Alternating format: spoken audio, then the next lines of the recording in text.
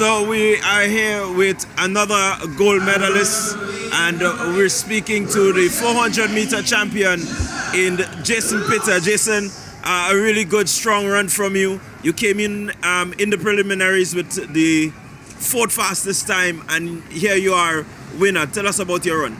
Well, my plan was just come out here, execute my race properly, get out hard, finish strong. I wanted to get the record, but you know, we're tired, so we never get for break it, but I have to give God thanks same way. Well, your compatriot has been running well all season, and certainly you will feel happy that you were able to come out 1-2.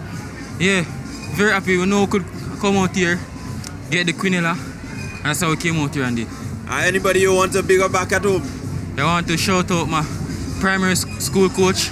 Her name is Miss Neville. My coach, Mr. Smith. My teammates, my family. Yeah. Alright, so there we had it, ladies and gentlemen. Jason Pitta, the 400-meter under 17 boys champion here at the 53rd Carifta Games.